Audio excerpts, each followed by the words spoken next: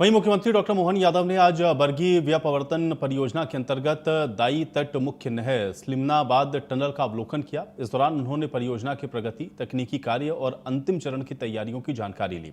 करीब 11.952 किलोमीटर लंबी ये जल सुरंग प्रदेश की सबसे लंबी जल सुरंग है। परियोजना पूरी होने के बाद बरगी बांध का पानी बिना पंप के गुरुत्वाकर्षण के माध्यम से विंध्य क्षेत्र के 6 जिलों तक पहुंचेगा। इससे 1450 गांवों की 2.45 लाख हेक्टेयर कृषि भूमि को सिंचाई का पानी मिलेगा।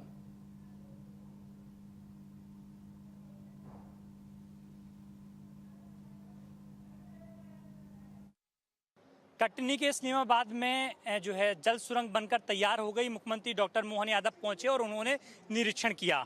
आप टनल की तस्वीरें देखेंगे कि लगभग 12 किलोमीटर की टनल बनाई गई है और 197 किलोमीटर लंबा जो पूरा एरिया कवर किया गया है।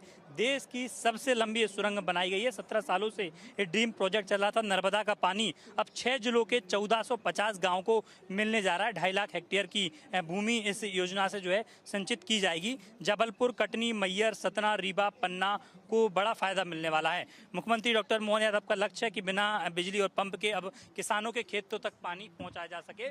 यही इस योजना का लक्ष्य है। आप देखेंगे कि तमाम जो कर्मचारी हैं वो यहाँ पर मौजूद हैं, लंबे समय से काम कर रहे हैं। हालांकि इस योजना का कार्य पूरा हो गया, लेकिन अभी 2 से 3 महीने का वक्त और मशीनरी निकालने में लगेगा। जो तमाम अधिकारी कर्मचारी हैं जिन्होंने दिन और रात मेहनत की, उनसे बातचीत करेंगे। सर, योजना लगभग कंप्लीट हो गई, पहले आपको बधाई। कैसे काम किया इस योजना में पूरा? अरे सर, कैसे काम किए, हम लोग जो काम करने वाला तो करते रह गए। पूरा टनल कर दिया आप लोगों की कृपा से। बहुत परेशानी भी आई होगी, कठिनाई भी आई, कोई ऐसा पल जब लगा हो कि अब तो नहीं यार हो नहीं पा रहा काम, अब तो या लाइट चली गई, बीच में फंसे रह गए? सबसे खुशी की बात यह है कि टनल पूरा हो गया। बड़ी कठिनाई है, लेकिन एक आदमी का कोई एक्सीडेंट नहीं हुआ। सब माता जी की कृपा से जो है टनल पूरा हो गया। बहुत कठिनाई आई। कितने घंटे काम करते थे सर? कैसे काम करते थे? 8 घंटे ड्यूटी शिफ्ट बटा था ना, 8-8 घंटे ड्यूटी करते थे हम लोग। घर परिवार के लोगों को चिंता भी होती होगी। सर, कैसे करते थे दिन और रात काम? नहीं, हमारी पूरी टीम वर्क है। हम 3 शिफ्ट चला रहे थे। सुबह एक 6 बजे शिफ्ट जाती है, फिर एक 1:30 बजे जाती है, फिर रात में 11 बजे जाती है। तो 3 शिफ्ट रहता है, कोई प्रॉब्लम नहीं है। वेंटिलेशन फैन है, पूरा एयर का सुविधा है, खाने का, चाय का, हर चीज पूरा व्यवस्था है। कैसे शुरू होगी, कितना वक्त और लगेगा कि जो 1450 गांव हैं उन किसानों तक अब पानी पहुंच सके, उनके खेतों तक पानी पहुंचे? ये तो हम नहीं बोल सकते हैं। टाइम लगेगा, 2-4-5 महीने में हो जाएगा, वो भी कंप्लीट हो जाएगा। ठीक ना, जल्दी हो जाएगा। मतलब मेन काम हो गया, अब इसमें कोई दिक्कत नहीं है। जो बचा है वो भी हो जाएगा। कोई ऐसा पल हुआ हो जिस दौरान आप डर हो या खुशी हो कि नहीं हम तो मिशन हाथ में लिया है, किसानों की चिंता भी है, परेशानी भी है और लक्ष्य भी है कि यहाँ पानी पहुँचा के ही रहेंगे? सर, हम लोग बहुत पुराने हैं टनल में। हम भूटान में रहे, कई जगह हम लोग रहे, तो हम टनल वर्क से डरते नहीं है।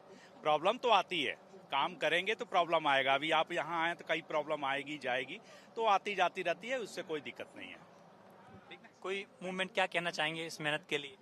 इस मेहनत के लिए बहुत हम लोग, मतलब जितने भी वर्कर लोग हैं, सब लोगों की मेहनत से ये आज 12 किलोमीटर का टनल पूरा हो चुका है। बहुत लोग सेफ्टी के साथ काम किए और अपने जीएम साहब जी सबका वर्कर लोगों का ख्याल रखते हुए विशेष ध्यान दिए हैं और सेफ्टी से काम करवाए हैं। किसी को, कोई वर्कर को कोई दिक्कत न परेशानी हुई। सब चीज़ की मान लो व्यवस्थाएं रहीं, अंदर जाने के लिए व्यवस्थाएं रहीं, जैसे सेफ्टी शू की व्यवस्थाएं रहीं। पानी में जाना है तो गमबूट मिलते रहे और आने जाने के लिए लोगों को ट्रेन चलती रही, उसी से बैठकर सब लोग आते जाते रहे। खाने पीने की भी व्यवस्था अंदर थी, यहाँ लोगों से खाना जाता था, पानी जाता था, सब व्यवस्था। हमारे जीएम साहब बता रहे हैं ना कि वर्कर के लिए विशेष ध्यान दे करके और 24 घंटा रह करके ये टनल पर विशेष ध्यान दिए थे।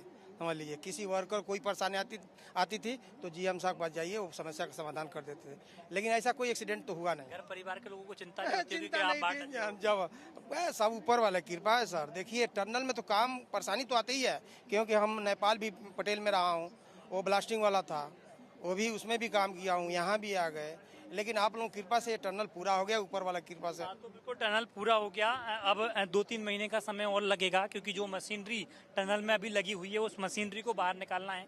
ये तमाम जो अधिकारी कर्मचारी थे जिन्होंने दिन और रात इस टनल में काम किया है। 17 साल हो गए, 2008 में इस ड्रीम प्रोजेक्ट की शुरुआत हुई थी और लगभग अब काम पूरा हो गया। 1610 करोड़ रुपए की लागत से ये जो है टनल बनाई गई है और देश की सबसे बड़ी टनल है। जर्मन तकनीक का उपयोग किया गया है।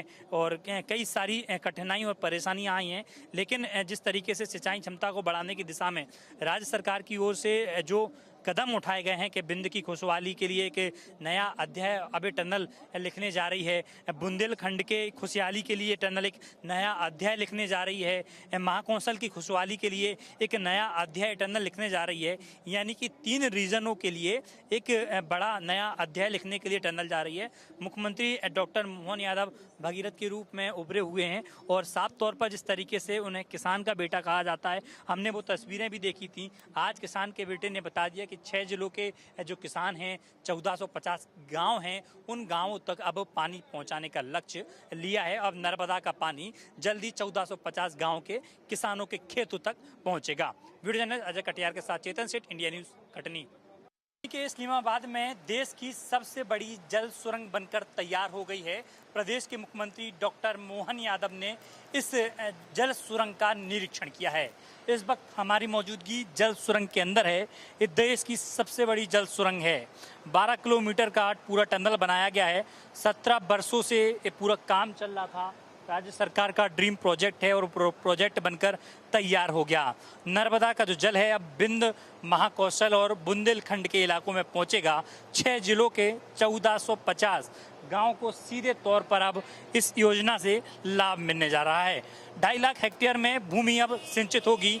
जबलपुर, कटनी, मैहर, सतना, रीवा, पन्ना को एक बड़ा फायदा मिलने जा रहा है। साफ तौर पर कहा जाए कि काम अब पूरा अंतिम रूप बचा है। केवल जो मशीनरी अंदर फंसी हुई है, उन मशीनरी को बाहर निकालना है, यानी कि 2 से 3 महीने का वक्त और लगेगा। अनूठी इंजीनियरिंग इसमें की गई है, जर्मन तकनीकी का उपयोग किया गया है और मुख्य जल सुरंग का जो निर्माण है वो 1610 करोड़ रुपए से अधिक की लागत से किया गया है।